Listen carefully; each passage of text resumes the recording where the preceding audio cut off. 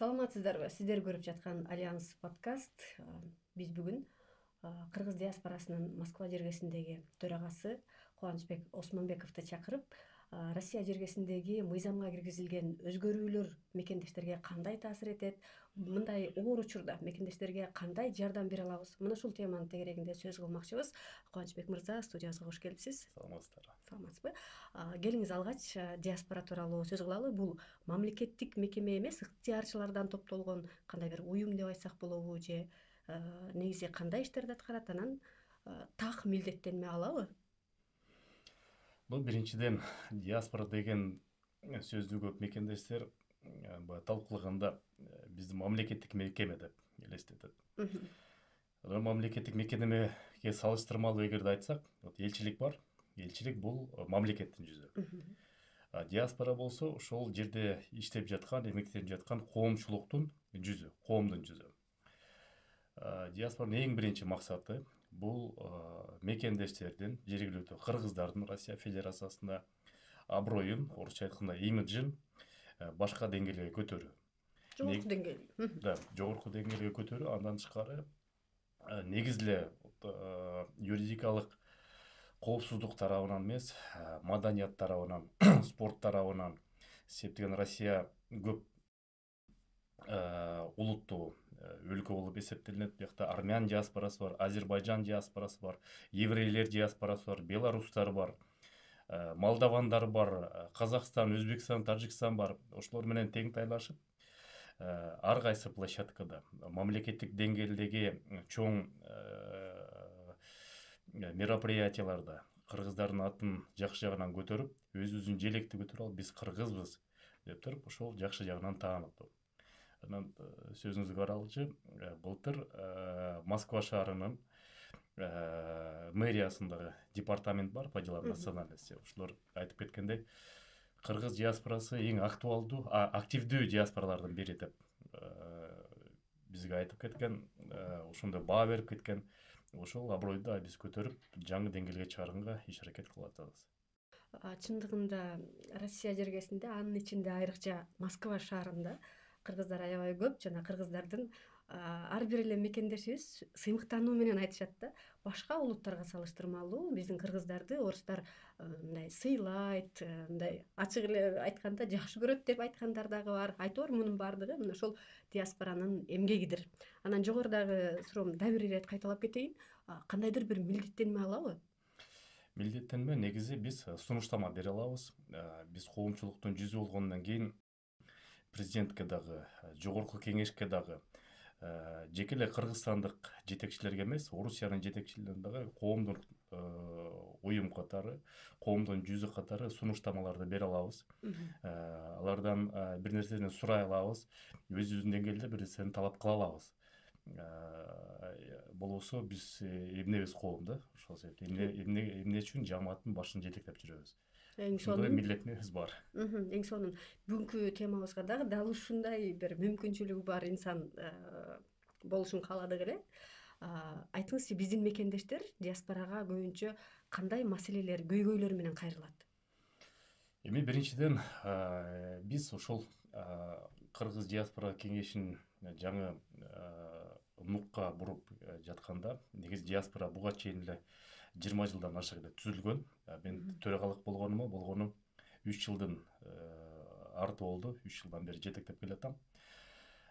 Бизди көп мекендештер эмнегедир укук коргоо уюм катары кабыл алышат. Андан кийин ошо укук коргоо жаатында көп суроолорду беришет. Балким көбүрөөк жардам бергендигиңиздерден улам керек. Албетте, ошол дагы септеген, муну биз билгенбиз. Ошо мекендештер буга муктаж, маалыматка муктаж мекендештер, ошол укук коргоо жагынан дагы муктаж, ошол жаатынан да чоң жумуштарды алып баратыр. Анан көп учурда ошондой экени талап кылат. Анан талап кылганда дагы биз маалыматты берип атканда дагы мекендештерге ар бир нерсени төкпөй чачпай айтып берип жеткизгенге аракет кылабыз. Бирок тилекке каршы көп биздин мекендештер алма буш озума түш дегендей болсун деп эле, ошол учурда көйгөй болуп атканда, полиция кармап кетип атканда, же депортация болуп атканда, же дагы бир кырсык болуп атканда, диаспоранын өкүлдөрү супермендей болуп учуп келе калып эле сразу ошол жерден куткара калып чыгарып кетсе деген ой менен кайрылышат да. Ошол себептен баягы сапатыбызды дагы бир аз жогорулатып, бөтөн элде, бөтөн жерде жүрөбүз. Орустар да айтып коет: чужой монастырь со своим уставом не входит. Ошол себептен бияктын дагы талаптарын көрүп, кээ бир жерде кысым болсо дагы туура түшүнүү менен кабыл алып, бирок ошол эле жаатта сен ошо кыргыз кейпиң менен, кыргыз кебетең менен Кыргызстандын жүзү болуп эсептелгенди унутпаш керек. Себептеген айылда жүрсөң, биздин баарыбызды эле сурайт эле го. Кимдин баласы болосуң деп. Төкөнчөнүн баласымын десе, ошо сенин ата энеңе жараша сага кайрылат эле. Ушундай мугалимдин баласы экен, интеллигенттин баласы экен, же тиги эмгекчилдин баласы экен деп туруп. Чет жерде жүргөндөн кийин сен Кыргызстандын баласысың, Кыргызстандын кызысың. Жакшы жагын көтөрсөң да кыргыздардын аты чыгат, жаман жагынан көтөрсөң да кыргыздардын аты чыгат. Бир эле пример үлгү катары айта кетейин. Былтыр абдан каргашалуу окуя болду Крокус Ситиде. Ошол жерде жана 5 акмак абдан чоң айбанчылык кылды. Ошолордун аттарындагы, фамилиясындагы тынбай жарым жыл бүт сот тармактардан, бүт массалык маалымат каражаттардан айтып отурушты да уламы. Бирок бүгүнкү күндө сиз дагы, мен дагы, башка биздин мекендештер да ошолордун аттарын жаттап калган жок да. Бирок улутун баары жаттап калды. Ошон үчүн ар бир нерсенин жасаардын астында улуттун аты чыгарын унутпаш керек. Бир эле жигитибиз ошол жерде, Ислам Халилов жигитибиз. Мекке тиги ошол жерде жүргөн жарандарды коргоп, тияктан чыккыла, бияктан чыккыла деп туруп, жанын сактап калганга жакшы жөрөлгү болду. Мына кыргыз деген аты калды. Марат Исаев убагында Путинден колунан тиги медаль алган. Марат деп атын эч ким деле бербейт, фамилиясын деле көбү түшүнбөсө керек, баягы биз түшүнгөнчө эле кыргыз болгон үчүн эсибизде. Бирок гражданин Кыргызстана деп бүт массалык маалымат каражаттар айтып жүрдү. Ошон үчүн кыргыздардын аброюн көтөргөн мекендештер. Мына ушундай кырдаалдар, учурлар, инсандар. Демек биздин мекендештер диаспорага көбүнчө укуктук маселелерде, анан айрыкча полиция кызматкерлери кармап кеткен учурда кайрылат, же андан башка дагы? Жок, негизи эле мекендештер менен биз ар кайсы сеттеген жергиликтүү коомчулук бар, землячество деп коет. Бир нече коомдор бар. Ал площадкаларда маданият тармагындагы, спорт тармагындагы, билим берүү тармагында иш алып баратабыз. Бирок кырдаалга жараша, ар бир учурдун көйгөйүнө жараша, акыркы күндөрдүн көйгөйү бул укук коргоо көйгөйү. Ошон үчүн акыркы күндөр ушундай талап көп. Диаспора укук коргоо маселелеринде канчалык жардам бере алат? Эми көбүнчө демек полиция кызматкери кармап кетип бара жатканда кайрылган болсо, демек кайсы бир документи же кайсы бир мыйзамсыз ишке аралашып калган учур болушу мүмкүн да. Андай учурда диаспора кандай жардам берет? Биринчиден, бул тараптан болсо биз мекендештерди көп учурда маалымдаганга жардам беребиз. Андан тышкары Россия Федерациясынын ички иштер министрлиги менен дагы кызматташып, биринчи маалыматты алар бизге жөнөтөт, ошо диаспорага. Допустим, рейд болуп атканда деле мекендештердин алдын ала маалымдоо жолдорун эметип, эгерде жанагы чоң эгерде теракттар күтүлүүдө болсо, алдын ала максатында ошол жаатында да чоң жумуштарды алып барабыз. Ар бир мекендештерге айтып келебиз, документтериңерди туралагыла, эмгек келишимди туралагыла, миграционный учету жашаган жерге коюңуздар, налог төлөөңүздөр, жанагы Сахаровадан бүт процедураларын бүт бар медосвидетельствование, дактилоскопияны өтүп коюңуздар деп баарын эле айтып келебиз. Бирок кээ бир мекендештер кайдыгер карап калат. Кээ бир жерден мекендештер күндөлүү эмес, ошо миграционный учетко турган жеринен базадан регистрациясы чыгып калат, же болбосо эмгек келишими туура эмес жасап берип коет, же жумуш берүүчү эмгек келишим түзбөй коет. Ал учурда мекендештин түшүнүүбүз күнөөсү эмес, бул ошо кабыл алуучу тараптын күнөөсү. Бул жаатынан да биз бир нече жолу ар кайсы площадкаларда мүмкүн болгон жерден мэриянын площадкасынан, департаменттин площадкасынан жана чоңдордун астында отурганда дагы ошону дайым айтып келебиз. Бир тараптуу эмгектенүүчүлөр күнөөлүү деп эсептегенден алыс болушубуз керек. Бул жерде жумуш берүүчү да күнөөлүү, кабыл алуучу да күнөөлүү. Себептен Россия Федерациясында азыр бүгүнкү күндө эки тизме бар. Бирөөсү кара тизме. Кара тизмеде 72 миң биздин жаран бар.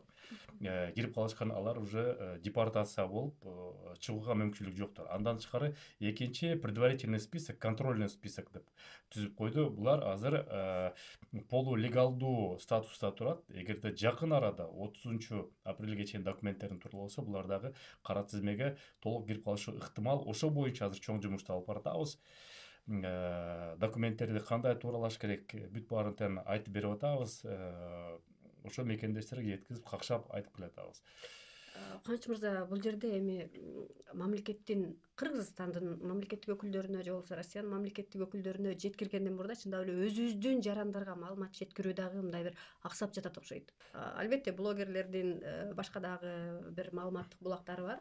Өзүңүздүн диаспоранын расмий баракчасына дагы маалымат чыгарып турганыңызды билебиз. Бүгүнкү күндө ошол маалыматтар жетиштүү болобу, же маалыматтык бир укуктук неме деп коет го, реабилитация, кандай десем, жарандарыбызга укуктук жардам керек болуп аткан кезде балким маалымат, мындай укуктук сабаттуулукту күчөтө турган дагы башка аракеттер керектир эле. Бул биринчиден, бул Маалымат Кыргызстандын борборун уюштуруп дегендей. улуу инсанын бир сөзү эске келип атат. Сен таза болсоң, мен таза болсом, коом таза болот. Эми тилекке каршы андай учур. Ар бир нерсени менин оюмча биздин жарандар өзүнөн башташ керек. Мамлекет бизге кандай жардам берди, кандай пайда келтирди деген сөздөн мурун мамлекетке мен кандай жардам бере алдым деген сөз болуш керек. Ошол сөздүн улай ар бир инсан өзүнүн деңгээлинде өзүнүн документтерин тыкан туура алып жүрсө, эч кандай мындай суроо жаралбайт эле, биринчиден. Экинчиден, ошо өзүнүн тыкан алып жүргөнү менен жумуш берүүчү менен эмгек келишим түзүп, иштеп, Россияга дагы, Орусияга пайдасын тийгизип, налог катары, Кыргызстанга дагы тыйын которуп, Кыргызстанга сизге эсиңизге салып кетейин, дүйнө жүзүндөгү чет элдик жарандардын, мекендештерин, кыргызстандыктардын тыйын которуу статистикасын алсак, 3,5 миллиард АКШ доллар жылына которулат. Бул биздин бүгүнкү күндө ички дүң продукциясынын 4/1 бөлүгү.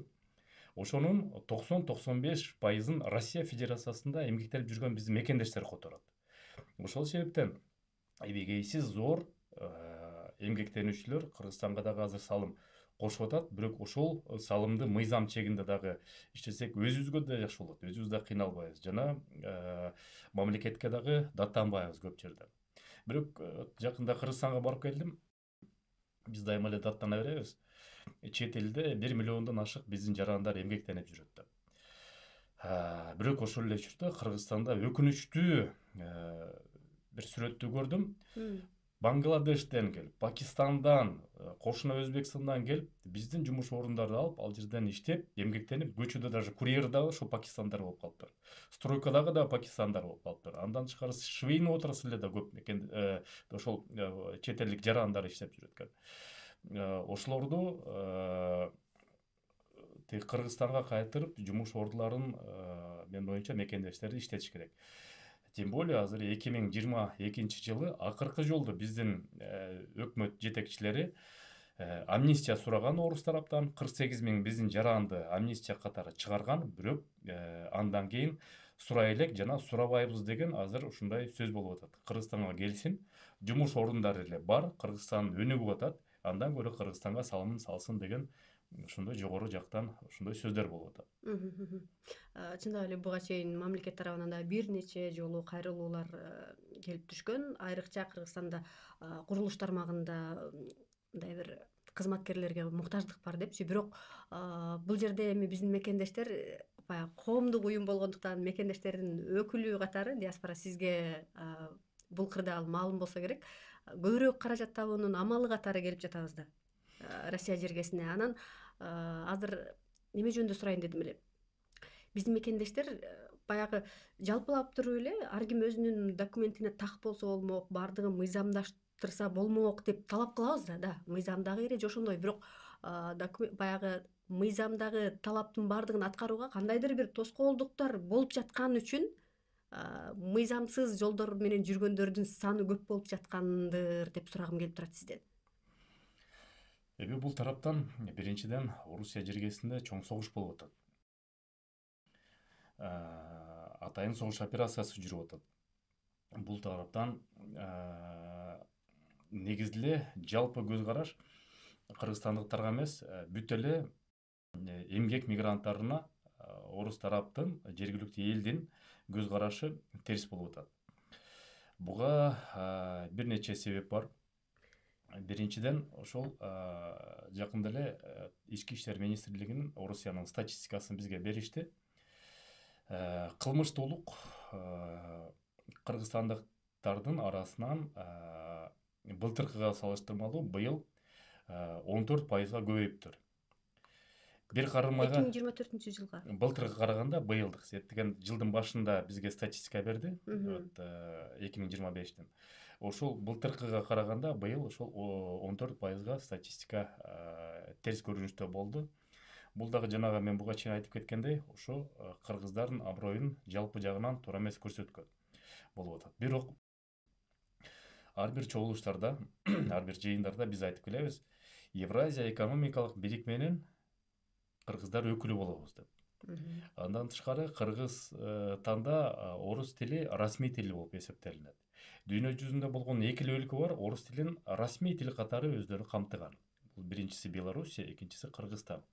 Ошонун негизинде кыргыздарга кандайдыр бир жеңилдик болуш керек деп айтып келебиз, бирок ошо орус тилинин негизинде айдоочу мекендештерибиз, таксисттер Кыргызстандын айдоочу күбөлүктөрү менен айдай алат, такси катары кызмат кыла алат. Казакстанда кыла албайт, Евразия экономикалык бирикменин өкүлү Арменияда кыла албайт. Болгондо Беларусь жана Кыргызстан. Бул ошол жеңилдик. Андан тышкары орустардын эки классификациясы бар. Биринчи классификациясы бул трудовой мигранты, эмгек мигранттары. Буга Өзбекстан, Тажикстан, Азербайджан өлкөлөрү келет. Кыргызстан Евразиялык экономикалык бирикменин өкүлү катары эмгектенүүчү деген статуска ийбиз. Ошо эмгектенүүчү, ошонун негизинде биз патент жасабайбыз, бирок ошого карабастан дагы бир жеңилдиктерди бериңиздер деп суранып айтып келебиз. Жакында министр Жээнбек Кулубаев келди, Сергей Лавров менен өзүнүн кесиптеши менен жолугуп туруп, ал жерден дагы ошо Евразиялык экономикалык бирикменин өкүлү катары кыргызстандык эмгектенүүчүлөргө башкача статуска, башкача карым катнаш болуш керек деп айтты. Бул көп эле жерден айтылып келет, бирок ошол ишке ашышы керек деген үмүттөбүз. Иш жүзүндө караганда ошол эле Белоруссияга берилген жеңилдиктерге салыштырмалуу кыргыздардын жеңилдиги окшошпой калып жатпайбы? Себеп деген Белоруссия Евразиялык экономикалык бирикменин өкүлүнөн тышкары Орусия менен союздук мамлекет болуп эсептелинет. Буларда дагы өзгөчө статус бар. Мейли, бул чындыгында саясий тема. А биз азыр мекендештерге көбүрөөк пайдалуу боло турган маалыматтарды айтсак деген ойдомун. Биздин мекендештер мындай жалпак тил менен эле сүйлөшөлүчү.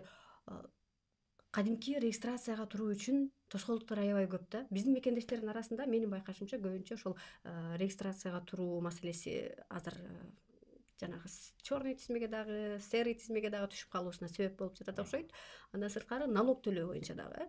Анан эмгек келишимин түзүү жаатында дагы мындай бир элдин баары эле мыйзамдуу иштегиси келет да. Атайын келип аткандан кийин тынч, анан мыйзамдуу иштегиси келет, бирок ортодо кандай бир баягы чечилбей жаткан маселелер бар, эмне жардам көрсөтүлсө ушул элдин маселеси чечилмек деп өзүңүздөн сурайын деп турам да. Себеби дегенде арызданган көпчүлүк сиздерге кайрылса керек. Бул биринчиден 2018 жылга чейин, 2019 жылга чейин дүйнөлүк футбол чемпионаты болгучактай чет элдик жарандар, алардын ичинде кыргызстандыктар дагы келгенде эле фирма аркылуу, юридическое лицо деп коет, орусча айтканда, ошол аркылуу миграционный учетко турчу эле. Кайсы жерге жумушка орношом десе, ошон үчүн фирманын атын эле регистрацияга коюп койчу эле. Ошо чемпионат мира болуп атканда убактылуу катары ошол жерге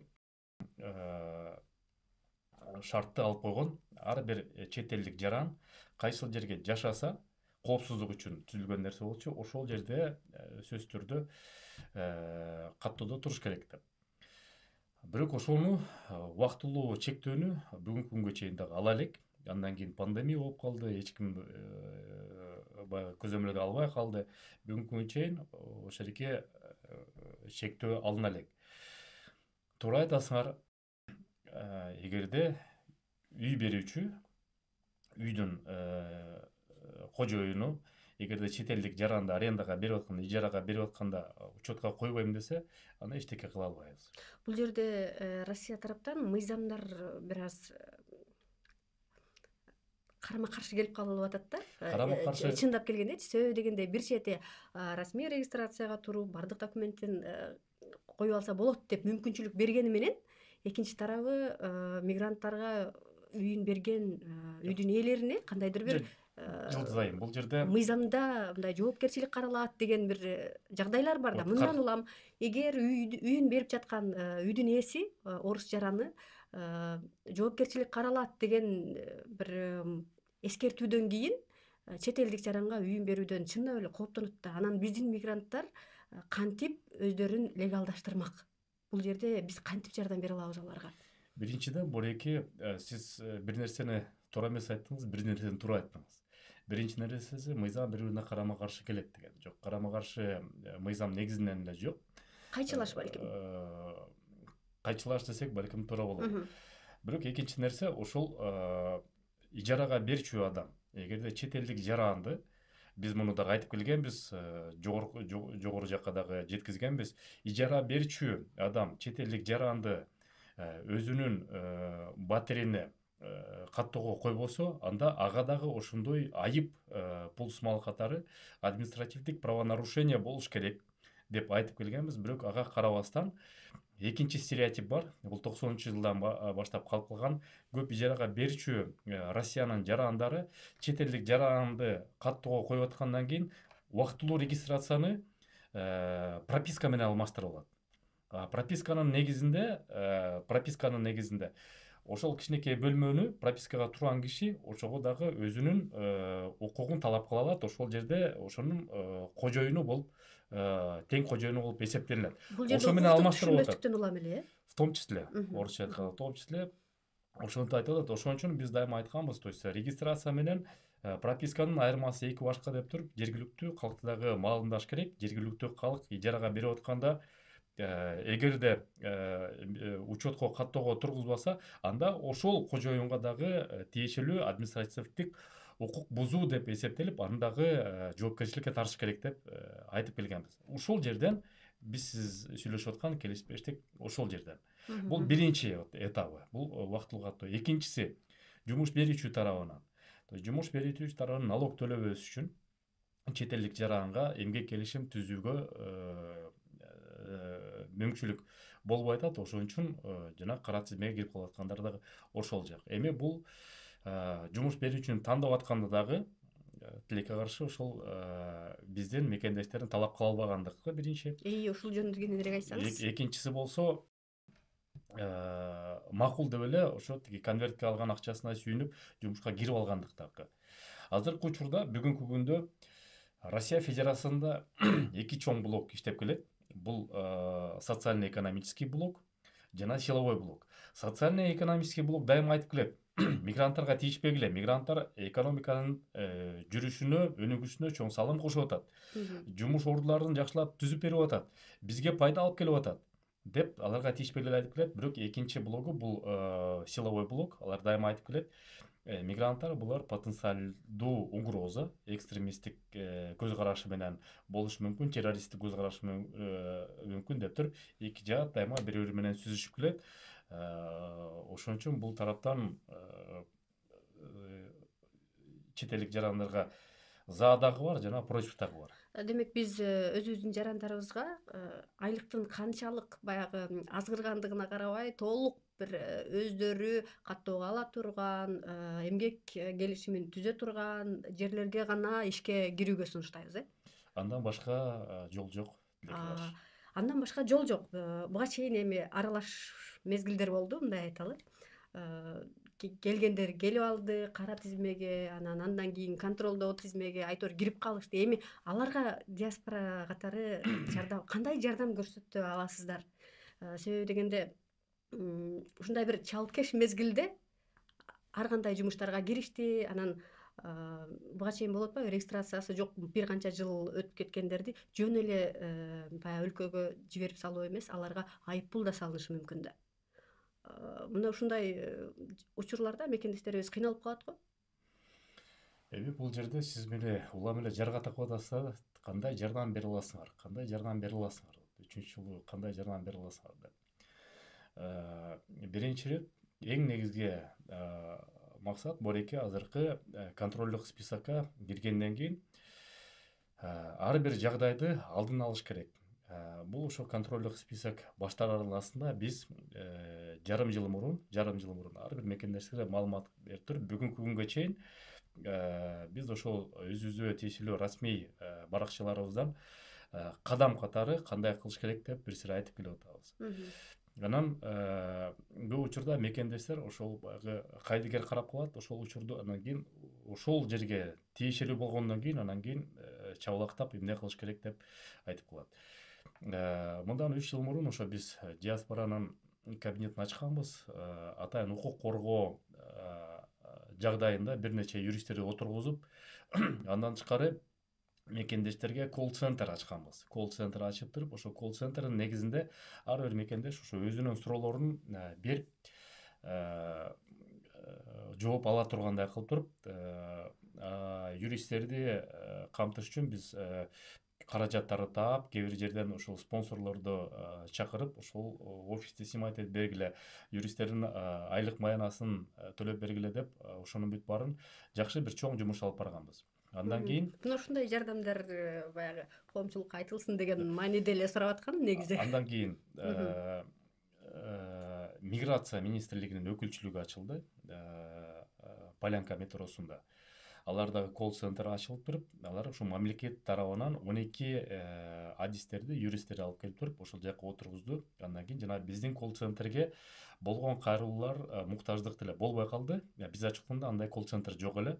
Андан кийин элчилик консулдук бөлүмү дагы ошондой колл-центр ачылып туруп, бүгүнкү күндө ошо 2 колл-центр иштеп атат. Ошондон кийин биз ошол проектибизди, долбоорубузду жыйынтыктадык. Бирок ага чейин ошондой чоң жумушту алып келатабыз. Бирок ошентсе дагы колл-центрде физически баягы мекендештер көйгөйгө болгондо чалганда юристтер жетишпей калат экен. Ар бир мекендеш менен сүйлөшкөндө эле бир 10 мүнөттүк убакыт кетет. Экинчиси чалат, үчүнчүсү, төртүнчүсү, бешинчиси, алтынчысы чала берет. Анан кийин ортодо номер иштебейт деген кээ бир жерде шектелүүлөр баягы негатив кетет да, баягы чалган берген номери чалса иштебейт деп. Бизде болгондо эле 3 юрист, 3 болсо максималдык түрдө күнүнө баш аягы бир 100 кишини маалымдаса, калган тиги 900 киши суроосуна жообу жок калат да. Ошол жактан биз ошо диаспора маалымат борборун ачалы деп туруп, ошо өзүбүздүн расмий каналдарды ачып туруп, себептеген бизде маалымат бүт жактан бар. Евразия экономикалык комиссиясынан бар, элчиликтен бар, министр өкүлдүгүнөн бар, ички иштер министрлигинен бар. Ошонун бүт баарын топтоп туруп, биз онлайн режиминде күн сайын маалыматты ар бир мекендештерге жеткизип турганга аракет кылабыз. Ар бир комментарийсин биз окуйбуз. Бизде ошол ар бир жазган комментарийди кайсыл талап экен, кайсыл көйгөй экен деп баарын окуп чыгып, кайра кийинки выпускада ошол талапка, көйгөйгө жараша кайра маалымат бергенге аракет кылабыз. Көп суроолор ошол жерден кайра кайталанат. Ошон үчүн мекендештерге азыр ошол жерден тиги кайрылып айта кетейин. Көбүңөр эле биздин ошол номерлерди издей бересиңер. Сурай бересиңер, жеке номерлеримди сурай бересиңер. Анын баарына жооп бере албайбыз. Ошол эле маалыматты бир сыйра карап көрсөңүздөр, биздин расмий баракчаларды. Ар бир маалымат боюнча подробный, пошаговый суроолор бар, ответтер бар, жооптор бар. Ошол жерден эле таап алсаңыздар болот. Жарым саат убактыңызды бөлүп туруп ошону эле карап коюш керек. Ошол жерден бүт негизи суроого жооптор бар. Ошону эле бир сыйра карап коюш керек да, болгону убакыт бөлүп. Баягы карап коюш керек деген жерде жакында депутаттар дагы жогорку кеңеште сөз кылып, мигранттардын абалын. Анан депутаттар министрликтен сурап жатпайбы, мигранттарга, биздин мекендештерге азыр кандай жардам зарыл экен депчи. Балким аларга ушундай бир колл-центрлерди уюштуруу муктаждыгы бардыр деп. Сиз кандай ойлойсуз? Ушуга окшош маалымат азыркы учур абдан курч мезгил деп айтсак да болот, мекендештер үчүн. Себеби дегенде жанагы контролдогу тизмеге кирип калгандарга бир топ чектөөлөр коюлду. Мындай учурда баягы адамдык фактор иштеп кетет деген да учур болот да. Биздин баягы мыйзамдуу жүргөн мекендештерибиз дагы жабыркап калбаш керек деген жайы бар. Юристтерге болгон муктаждык абдан күчөп барат окшойт. Кандай сиз кандай ойлойсуз? Юридикалык маалыматтык борборлорду масштабтуу ачуу зарылбы бизге, Москвага? Жок, негизи эле биринчиден же биздин мамлекет тараптан, жетекчилик тарабынан ошол кыргыз мекендештерге текшерүү процедурасы азыраак болсун деген бир сыйра сураныч болуш керек. Экинчиден болсо эртели кеч баарыбыз ушул мен билген мекендештердин баары эле эртели кеч өзүбүздүн Кыргызстаныбызга барабыз, кучагына бөлөнөбүз деп ниеттенип жатышат. Анан мамлекет тарабынан өткөндө Аскат Алакөзов, ал жигит президенттин пресс катчысы маалымат чыгарып койду. 1899 номери бар. Ошол жака чалып жумушка орношо бериңиздер. Бай жумушчуларды Россиядан жүргөн мекендештер, чет элде жүргөн мекендештер Кыргызстанга чакырабыз деп. Бирок мамлекет тарабынан толук колл-центр жок. Толук колл-центр. Мисалы үчүн Москвага эмес, мамлекетке көбүрөөк муктаждык бар дейсизби? Мамлекетте. Мисалы үчүн биздин Кадамжай районунан бир мекендешибиз Кыргызстанга барам деп ниеттенди. Балким депортация болуп калды, балким выдворение болуп калды, же болбосо өзүнүн ниети менен эле Кыргызстанга барып ошол жакта эмгектенем деп. Кыргызстанда единый колл-центр болуш керек, жумуш берүү колл-центри. Мен Баткенден болом дегенде кайсы райондан болосуз, кайсы айылдан болосуз деп ошол жерден ар жакта отурган оператор кыз данныйларын жазып алып туруп, сизге ушул сиздин районуңуздан мындай эки жумуш бар экен, кайсысын тандай аласыңар деген единый колл-центр болуш керек. Жумуш берүүчүлөр, строительдер издеп жүрөт, тиги келгиле деп туруп, алардын телефондорун же эч ким билбейт, же каяка барып жумушка орношушту билбейт. Кыргызстанда единый колл-центр, жумуш берүүчү жааттан колл-центр болсо, ар бир мекендешибиз любой момент чалып туруп, мен Россиядан келдим, Кыргызстанга эмгектенейин деп атам, Ысык көлдүн Тоң районунан Кең суу айылынан болом деп, мисалы үчүн. Ошол жерден жумуш даяр болсо, балким акимчиликте бар болот, балким айыл өкмөтүндө бар болот, балким ошо жергиликтүү ишкерлерде бар болот, муктаж болуп аткан. Ошондой единый колл-центр жок болуп атпайбы? Ошондой ачылса, биз мекендештер Кыргызстандын кучагына бөлөнүп, с удовольствием барып жумуш ордун таап, Кыргызстанда эле жумуштап бар экен деп иштейбер. Мен жакында Бишкекте жүргөндө таксист мекендеш менен жол жүрүп калдым. Мени таанып калды, септеген биякта ошол эмгектенип жүрүптүр. Анан кийин арендага 1,5 миңге машинесин алат экен. Андан тышкары ошо күнүнө аренданан тышкары, бензини менен тышкары 5 миң сом пайда табам дейт. Полициядан качпайт. Айлык маянасы 5 миң сом күнүнө табат экен. Чоң эле акча болуп атат, айына 150 миң сом. Азыр рубльдин курсу дагы түшүп кетти. Квартира сыймайт этпейт, туугандардын жанында жашайт, ата-энесинин жанында жашайт. Ошентип Кыргызстанда эмгектенип ошол акчаны тапса болот экен да, негизичи калоо болсо. Албетте, бирок эми чындап эле мекендештердин арасында айрыкча аябай кооптонуу көп. Кыргызстанга барып эмне иш кылмак элек деп, же себеби дегенде чындап эле Москванын өзүндө эле бул эми расмий цифра эмес, бирок миллионго жакын кыргыз бар дейт эмеспи. Анын баардыгы албетте дароо эле көчүп кетпестир, бирок ушул учурда мен эмне үчүн Москвада маалыматтык борбор, юридикалык борбор керекпи деп сураганымдын себеби, көпчүлүк биздин мекендештерди мисалга иштен же көчөдөн эле текшерип, анан адамдар алып кетип калып жатпайбы, Сахаровага алып барып атат. Анан туугандары, айрымдары мындай бир жумалап издеп калып жатышат. Сахаровага кеткенине 1 ай болду, 10 күн болду, кабарыбыз жок деген учурлар болуп калып атат. Андай учурда эми албетте сиздерге кайрылат, элчиликке кайрылат, бирок жанагы 2-3 юрист бошобой калгандыктан толук тейлей албай калып жатат да мекендештердичи. Ошондуктан эгер биздин өкүлчүлүктөр, элчилик, бийлик мекендештерге жардам беребиз десе, балким чындап эле маалыматтык борборлорду убактылуу уюштуруп турганы туурабы деп сурайын дегеним да. Жок, макул эмес, бул нерсе негизи эле болуш керек. Жанагы Сахарова деп центр Сахаровдун 2 түрү бар. Бирөөсү многофункциональный миграционный центр Сахарова, экинчиси Центр временного содержания иностранных граждан Сахарова. Ал жерде болсо жанагы депортация болгон жарандарды алып кетет. 2025 жылдын 5 февралына чейин депортация жана выдворенияны сот чечими менен кылчу эле. 5 февралдан баштап ушул эки функция толугу менен ички иштер министрлигине өттү. Азыр соттун чечими жок эле. Чет элдик жаран эгерде расмий эмес жүрө турган болсо, аны полиция кызматкерлери депортация кылганга толук мүмкүнчүлүгү бар. Эми кыла башташат. Бирок ошол эле учурда 30 декабрда 2024 Россия Федерациясынын президенти Владимир Владимирович Путин жаңы жарлыкка кол койду. Жарлыктын номери 1126. Ал жерде болсо Россия жергесинде жүргөн 670 000 нелегалдуу мигранттар, алардын ичинде 72 000 Кыргызстандын жараны өзүңөрдүн правовой статусту жөнгө салып, тууралап туруп, 30 апрелге чейин силерге полиция тийишпейт, тууралашып алгыла, депортация кылбайт деп ошондой мүмкүнчүлүк берди. Ушул жерге канчалык ишенсек болот, силерге полиция тийишпейт деген жергечи? Себеби дегенде, эгер биздин жаранды полиция кармаган болсо, эгер кандайдыр эмгек келишими да жок, регистрациясы да жок болсо, аны оңдоп ал деп эле кое бербейт да. Жок, бул жерде процедура реалдуу чындыгы кылмыш жоопкерчилигине тартып жибербейби деген кооптонуу бар да бизде. Кылмыш жоопкерчилигине тарта албайт, себеп деген бул уголовный правонарушение эмес, бул административный правонарушение.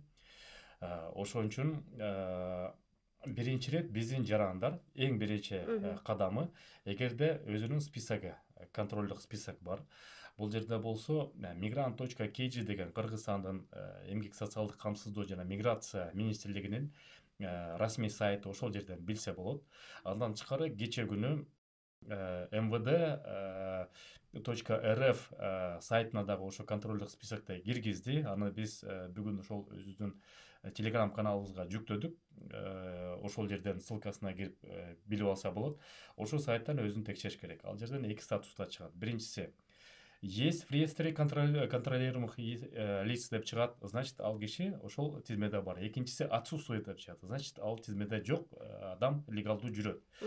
Ошонун негизинде контролдук списоктон өзүң көрүп кала турган болсо, биринчи кадам Сахарова, многофункциональный миграционный центр Сахарова бартып, ошол жерде хочу легализоваться, отдельное окошко, эшик камдалган, ошол жерге барып туруп, арыз бланкы даяр берилет. Арыз бланкын толтургандан кийин балким штраф 5000 рубль төлөттүрөт ошол жерден, ошол эле жерде 5000 10000 деп айтып жатышат. 5000 рубль, 10000 эмес, 10000 эмес, жакшы тактап койдуңуз. 5000 рубль штраф төлөтөт, балким төлөттүрбөйт. Ошол ал жерде дагы ошо өзүнүн мыйзамына талап, өзүнүн регламенттери бар. Арыз жазып туруп эле ошол жерден жанагы кайрадан бир процедураны, отпечатка пальцев, биометриканы өтүп туруп, метасвидетельствонун баарын өтүп туруп, анан колуна справка. Справка бул уже иммунитет. Ошол справканын негизинде жергиликтүү жашаган жерине барып туруп, ошо ички иштер министрлигине каттоого туруп, толук легалдуу болот. Ошол процедураны биринчи ирет өтүп коюш керек. Ушул процедураны тактаганча кетеличи, айрым булактар биринчи МВДга кайрылып, МВД жана списокто бар, анан бул легалдаштырууга мүмкүнчүлүк беребиз деген справка берет. Ошонун негизинде Сахаровага барасың деп дагы айтып аткандар бар. Азыр сиз биринчи Сахаровага барып, ал жактан справка алыш керек деп айттыңыз да. Кайсысы? Бул буга чейин себептеген бизге февралдын 3-үнө чейин маалымат ар тараптуу келип жаткан. Бизге биринчиден, анан мекендештерге да ар тараптуу жаткан. МВД өкүлчүлүгүнө биз кайрылган күндө дагы алар бир тараптуу, бир жагдайлуу жооп бере алган жок, себептеген өздөрү ошо системаны доработка кылып аткан учур болчу. 3 февралда бул маалымат толугу менен маалымдуу болду. Демек ушул расмий жооп болот. Бул расмий жооп болду. Казакова Валентина Львовна бул ошол ички иштер министрлигинин миграция жаатындагы жетекчиси. Ошол расмий маалымат берди. Ошонун негизинде Сахарованын сунуштама катары биринчи приоритеттик катары именно Сахарова баргыла деп туруп, ошол сунуштама катары бул МВДдан кеткен талап. Ошон үчүн ар бир жаран ошо биринчи Сахарова барып арыз алып туруп, процедураларын баарын өтүп туруп жана справканы алып алып туруп, анан кийин жергиликтүү МВДсине барып туруп, анан кийин миграциялык каттоону узартып же тууралганга мүмкүн. Ошон үчүн биринчи бул МВДнын сунуштамасы через Сахарова. Кубаныч мырза, бул жерде дагы бир маселе бар да. Көпчүлүк мекендештер эгер Сахаровага барган учурда ошол жерден баягы атайын кармоочу жайга же дароо депорт басып жибериши мүмкүн деген дагы кооптонуулар бар да. Бул жерде кимдерди кармап калат мындай дароо депортацияга сунуштап, кимдерге мындай жеңилдик берет? Жеңилдик алуу үчүн мындай бир статус кандай болуш керек? Кайсыл учурларга жеңилдик берет? Бул жерде бүт легалдуу жүргөн жарандардын баарына без исключения жеңилдик берет, аларды депортация кылбайт. Бирок единственное исключение бар. Жана процедураны өткөндө медосвидетельствование өтөт. Ошол медосвидетельствование бул МВДга дагы башка структураларга баш ийет, бул Роспотребнадзорго баш ийет. Эгерде чет элдик жарандын канынан бир жугуштуу дарт эгерде ошол жерден көрүп калса, анда бул 100% депортация. Аны жаран өзү деле билбейт, аны эч ким деле билбейт. Же это гепатит болушу мүмкүн, же болбосо бул ВИЧ оорулары болушу мүмкүн, же болбосо бул туберкулез болушу мүмкүн. Ушул 3 чоң катуу дартка оору бул 100% депортация. Ал эми мындай жагдайлар болсочу, мисалга биздин айрым жарандар көп жылдар бою өзүнүн Россиянын аймагында жүргөндүгүн легалдаштырбай, каттоого турбай калган учурлар да болот да. Эми бул жерде бул жанагы Роспотребнадзордо бул биринчини айтып кеттим, бирок экинчи учур да бар. Экинчи учур буга чейинки депортация болуп, кара тизмеге кирип, бүгүнкү күнгө чейин уже депортация выдворение болуп, кара тизмеге кирип, качып, баягы регистрацияга турбай жүргөн жарандарга ал эч кандай тиешеси жок. Алар дагы 100% кара тизмеде кала берет. Ошондой эле кала берет, выдворение болот. Аларды кармап алса, анда выдворение кылат. Ошол жарандарга да тиешелүү. Демек кара тизмеге кирбеген мекендештер коркпой эле, түз эле Сахаровага барып, өзүн легалдаштырууга мүмкүнчүлүк бар, Да, толук менен. Сон бул жакшы маалымат болду окшойт мекендештер үчүн дагы. Эми теманы бир аз башка нукка буралы. Келиңиз, биздин мекендештердин Россиянын аймагында эмгектенүүсүн жогоруда мамлекет өзү дагы, сиз дагы айтып өттүңүз, 3 миллиардка чейин сумма которуп атат, бул чоң жетишкендик депчи.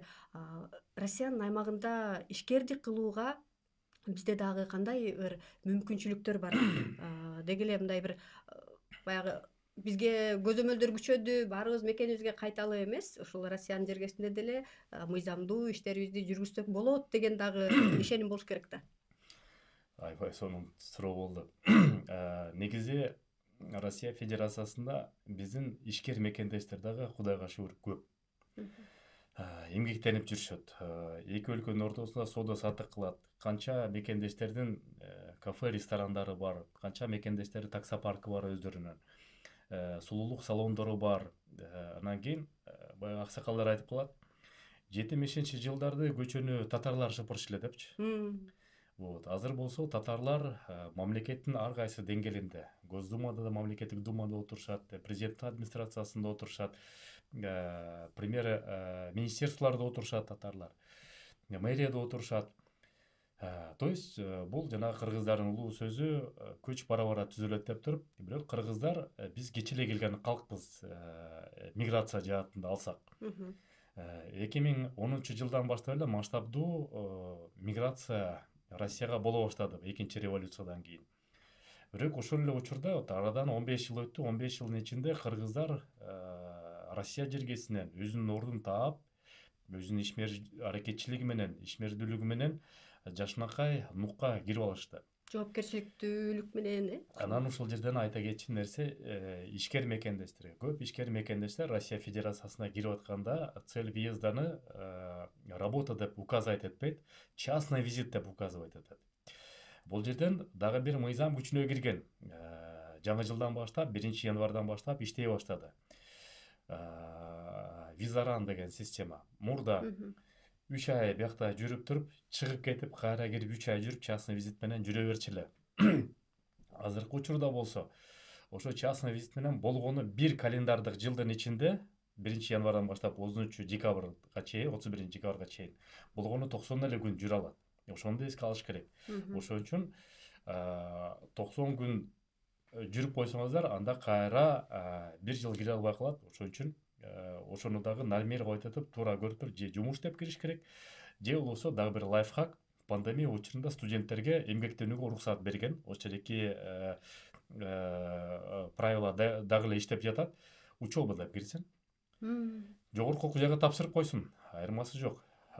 Кайсы окуу жайга тапшырып коюп туруп, лайфхак деп ошону учеба деп кирип, биринчиден полиция кызматкерлери дагы көп тийишпейт студенттерге, студенттик билети болот. Мисалы үчүн экинчиден билим дагы алып алат.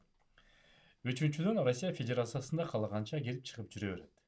Вот. Ошон үчүн сөзсүз түрдө учеба деп кириш керек. Ошо биз былтыр ошо Москва экономикалык институт менен иштешип туруп, көптөгөн мекендештерди ушул программа менен тиги окуу жайга киргизип койдук. Быйыл дагы Кудай буйрса ошол жаатынан чоң жумушубузду алып барабыз. Быйыл болсо бир нече жогорку окуу жай менен келишим түзүп, алар менен дагы иштешебиз. Андан тышкары бир нече колледждер менен дагы азыр сүйлөшүүлөр жүрүп атат. Ошол жаз айынын аягы менен ошол сунуштарды дагы биз мекендештерге айтабыз. Чындап эле бул таксист мекендештердин арасында дагы аябай актуалдуу маселе болуп жатат.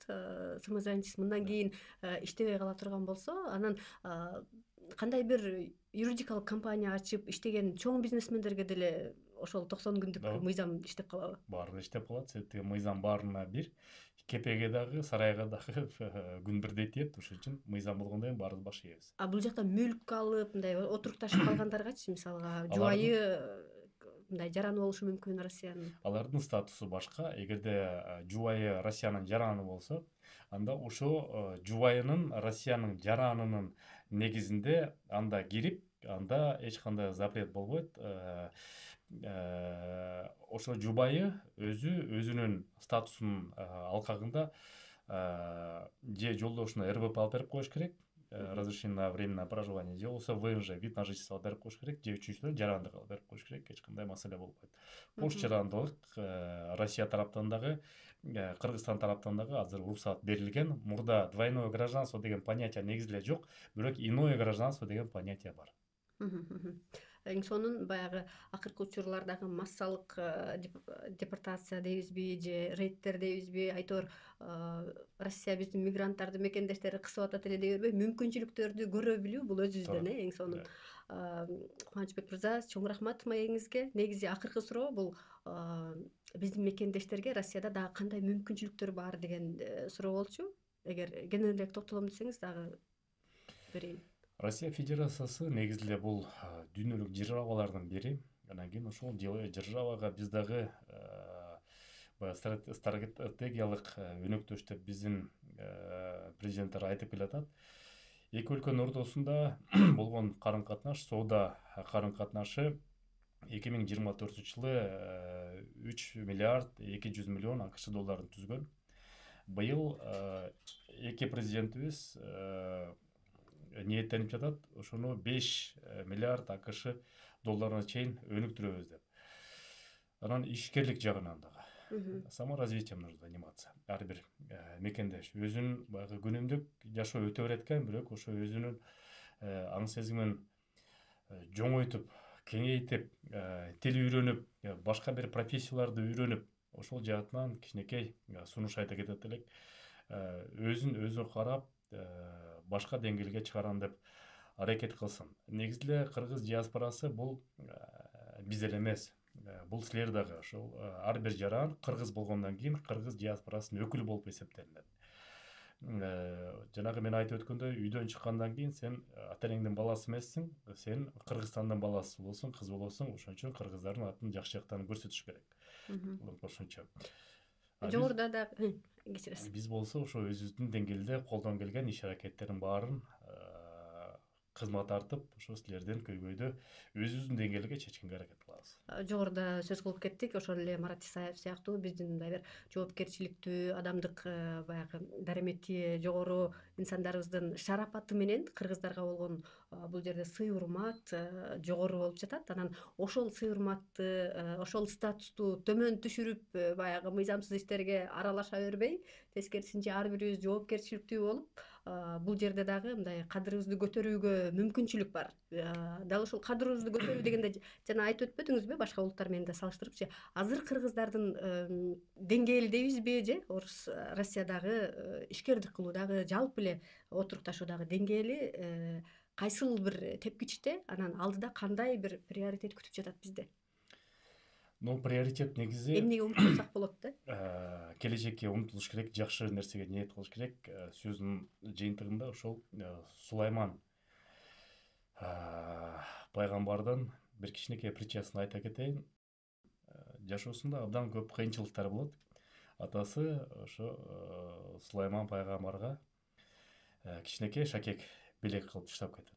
Ал шакектин тышында бул кыйынчылыктар өтөт деп жазылып жүрөт. Анан кийин жашоодо ар бир кыйынчылыкка дуушар болгондо ошону окуп шакегин бул кыйынчылыктар өтөт, бул кыйынчылыктар өтөт, бул кыйынчылыктар өтөт деп ар бир кыйынчылыкта ошо менен өтүп кетет. Анан бир күнү башына өтө чоң кыйынчылык түшөт. Анан ошону окуп туруп жини келип ошол шакекти ыргытып ийет. Ыргытканда тиги шакек дубалга тийип, анан кайра тоголонуп астына түшүп калат. Ичинде караса бирдеке деп жазылып турат. Анан алып окуса, бул кыйынчылыктар дагы өтөт деп жазылып турат. Ошон үчүн ар бир кыйынчылыктар өтөт. Бул убактылуу көрүнүш. Ар бирибиз өзүбүзгө тың болсо, жакшы жааттан ниеттенип, келечекке жакшы ниеттерди коюп, пландарды коюп, убактылуу кыйынчылыктар өтөт турат. Кубаныч мырза, келип маалыматыңыз менен бөлүшкөнүңүзгө эң негизгиси расмий маалыматты үзгүлтүксүз жарыялап турганыңызга да ыраазычылык билдиребиз. Албетте каналыңызды дагы белгилеп коебуз дегендей. Кадырман көрүүчүлөр, биздин каналга жана Диаспоранын каналына катталып, суроолоруңуздар болсо калтырыңыздар. Биздин маек үмүттөнөм мындан кийин дагы уланат. Кандайдыр бир учурлар болсо, биз биргеликте сиздерге маалыматтык колдоо көрсөтүүгө даярбыз.